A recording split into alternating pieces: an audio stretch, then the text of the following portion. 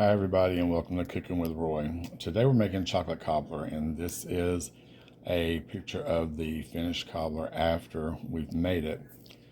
For whatever reason, in the very beginning of the video I was given instructions and that section for whatever reason did not record, so I'm going back and editing and adding this section in. So for the first part of the video you will see butter in a casserole dish that needs to be melted in a 350-degree oven. So before you start, you'll need to heat an oven at 350 degrees, or you can melt it over low heat on the stove top and then add it to the casserole dish. You can also microwave it, which I don't recommend because even when you drop the power level in a microwave, butter tends to pop and make explosions and you just have a big mess to clean up. So just thought that I would touch base and let you guys know this so you don't think this moron just left out half this video and he kept on going. In any case, this is our chocolate cobbler and it is a delicious, delicious treat. And you can see how nice and yummy and fudgy it is. So something that if you want to share dessert, especially with Valentine's Day coming up, I recommend. So when you see the video, you should be caught up now to the point to where you'd be able to finish everything else and have some clarity. And again, I apologize for the inconvenience with this. One day I'll master, I got the cooking stuff down. I just need to get the video stuff down. So thank you so much, and I hope you enjoyed today's video. I'm gonna have this bite. Vegan butter, and this is made with avocado oil. At the end of this recipe, you're also going to need 2 cups of boiling water to top this with before we put it in the oven. So go ahead and get a couple of cups of water in a pan and let that come up to a boil. And then I have already got 1.5 cups of self-raising flour here. And to that we're going to add 1 1/3 cups of sugar. And this has got a lot of sugar in it, so if you don't like it as sweet, you can cut the sugar back some.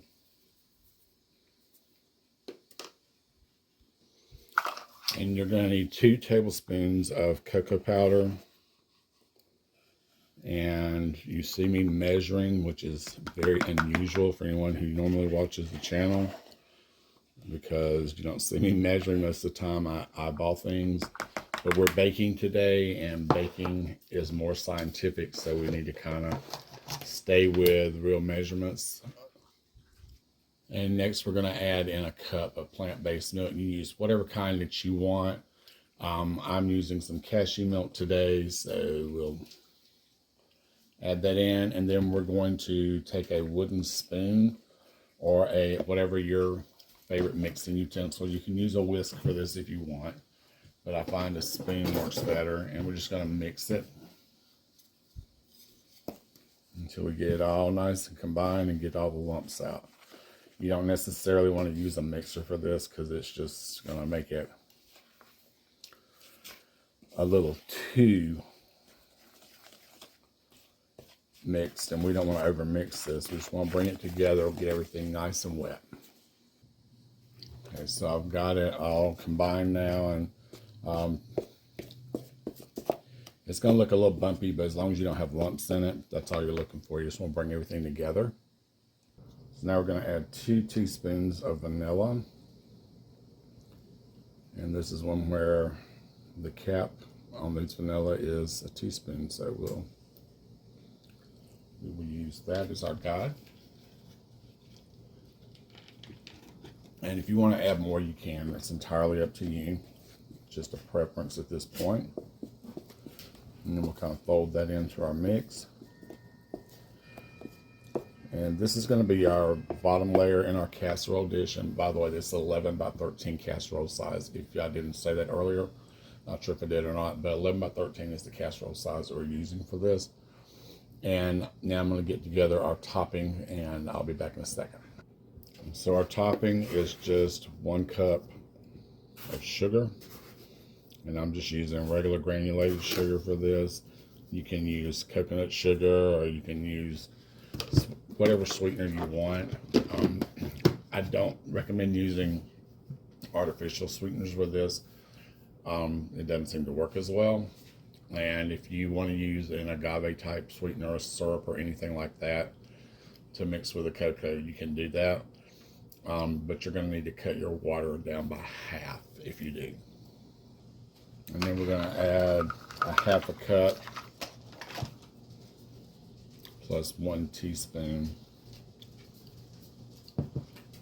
And yeah, that's kind of a big teaspoon, but on this part it doesn't really matter. That's not really the scientific part. This is going to make a crust on top of our cobbler. So it doesn't really matter with that if we have perfection with our ingredients or not. And you can adjust this if you want. If it's too sweet, you can add more cocoa, less sugar, or you can use more sugar and less cocoa, or you can add more cocoa. I mean, really this part is just a preference for yourself. If you want it to be real sweet, I prefer the chocolate flavor over the sugar taste, so I would rather mix it in. And cocoa is actually really good for you. It's something that's catching on in a lot of places, and people really do use it. But the thing is with this, it's going to be lumpy. I mean, you can sieve it, but it's still going to lump up whenever you stir it together. But basically, you just want to bring it together until we get all the lumps out.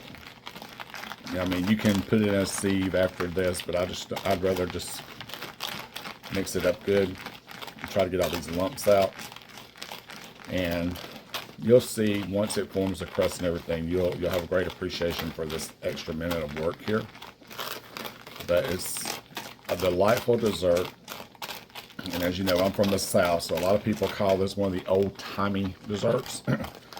So you notice in the title, I didn't put vegan in this because even though I have veganized it today, you can use regular whole milk in place of that plant-based milk, and you can use butter in place of the butter that we're melting. And I think those are the only 2 ingredients in this recipe that you have to veganize. So it's something for everyone. And then Valentine's Day is coming up next month, so this is really a simple dessert to put together. And it may not seem like that right now, but you'll see in just a minute when we put it all together exactly how easy this is, how quick it is, and how delicious it is when we finish. So I just took our melted butter out of the oven, and yeah, you'll notice that the dish has changed color. It's not that bright red. It's kind of got a little dingy color to it right now from being in the oven. These dishes are made with a safety feature that allows you to know the difference when it's burnt or when it's hot and when it's not, so you don't grab it barehanded. And that's a really good idea.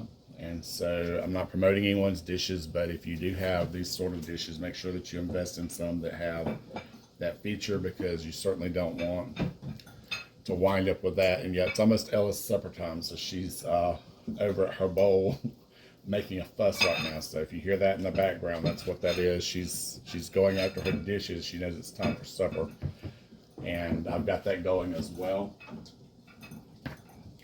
So we're just going to take, with our melted butter, we're going to take our first layer we made, our liquid layer, and you just want to spread this out. And we don't want to mix it. You don't want to mix these together. You just want to pour it over. And the other reason you want to use a spoon when you do this is, if you use a whisk and you're using a round bowl, it's very difficult to get in the crevices, where if you use a spoon, you can get all the way to the bottom and you won't have those lumpy powdery things in the bottom. So if you ever notice that when you're baking or when you're making something, you have this extra little bit in the bottom that doesn't mix, it's probably because you've used a whisk instead of a spoon to mix it up with. Whisks are great for a lot of things to combine things, but I don't like to use them when I'm stirring things on the stove. If something has to be stirred quite a bit, like a cheese sauce or something like that, and I'm cooking it on the stove, then I don't like to use a whisk for it. I'd rather use a spoon. I know, sweetheart. I'm fixing your dinner as soon as I can. Okay, so now we've got our layer in here. And like I said, you don't want to mix it. It's going to spread out all on its own. And then this cocoa and sugar that we did, we just want to sprinkle this on. and kind of distribute it all over. Make sure you get your corners, your edges, everything in here. And we don't want to mix or stir this the whole time. Don't stir it, because if you do, you're going to mess it up and you're going to wind up with a cake. And you don't want a cake. This is going to be a cobbler, and trust me, it's well worth. It's going to have a fudgy layer to it, and then the top layer is going to be crusty. It's almost like you make a fruit cobbler. It's the same concept. And so the fruit, like when I make cobbler, I make my mix and put it in a bowl, and then I add the fruit, and the fruit rises to the, or sinks to the bottom, and the crust rises to the top. And that's the same concept we're going to have here. You just kind of want to, but do make sure you get this all the way to the edges and spread out as evenly as you can, because you want the entire top to have a nice crust on it. I think we've done pretty good there. And now for that boiling water.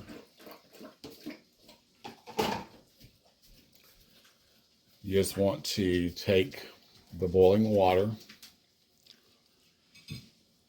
and we're going to, and anytime I'm mixing with something that's got flour and stuff, I always put a towel down so that I don't have to scrape my counters and clean flour for a week. It's easier to throw a towel in the washing machine.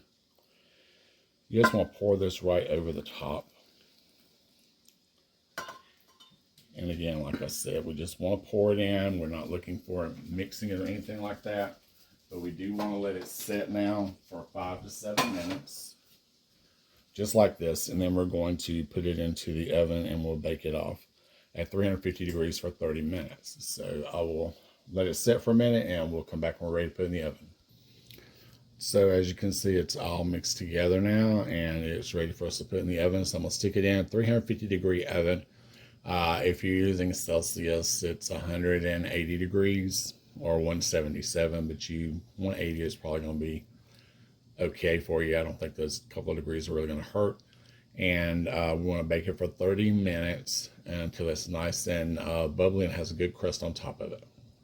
And a warning, okay, this has got hot water on it, and you don't want to burn yourself putting this in the oven. So be careful when you're moving it, because as you can see, it will move. So just be careful putting it in the oven, okay?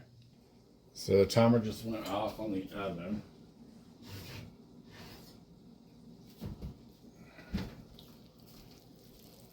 And here is our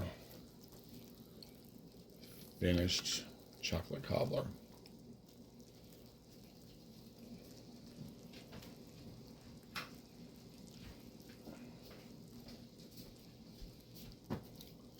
And it smells absolutely heavenly. So I'm going to let it cool for just a minute, and then I will see if we can't sample a bite of it. So it's been a few minutes and it's cooled. I'm going to take a little slice out just to show you. And as it continues to cool, this liquid on the bottom will thicken. And right now it's really loose and fudgy, but as it continues to cool, it will get a little thicker.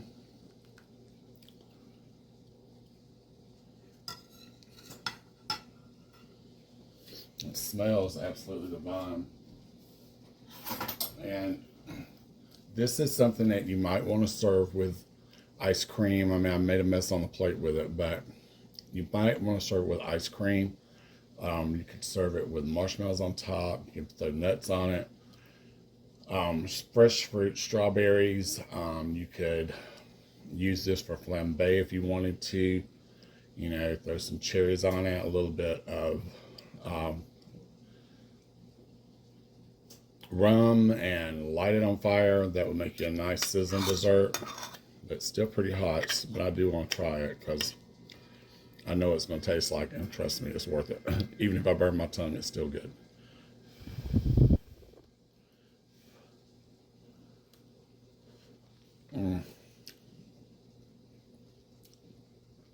The only way you won't like that is if you despise chocolate. I mean, you really have to hate chocolate not to like that. It's so good. And It brings you back to the 1990s and the lava cake everyone was having. And yeah, some raspberries would be great with this too. Just a little raspberry compote on top of it would be good. But there's so many things you could do with this, and it's a very simple dessert. So go out and impress your significant other, make them happy, make them a little dessert, and show them that you really care about them. And I think you spent all day, and they won't know you just spent a few minutes and then a half hour or so in the oven. And who knows? Valentine's Day is coming up in a little over a month. And I'll be glad when summer gets here. I'm not going to lie to you. I'm tired of this cold weather. Here in Georgia, we've got a lot of cold weather this year, so I'm really looking forward to the summer. But I hope you guys will try this and like and subscribe, share my videos, and I welcome any content, any questions that you got, or any comments you want to leave. I love reading your comments and seeing that you're enjoying the channel. So thank you very much, and have a great one. See you soon.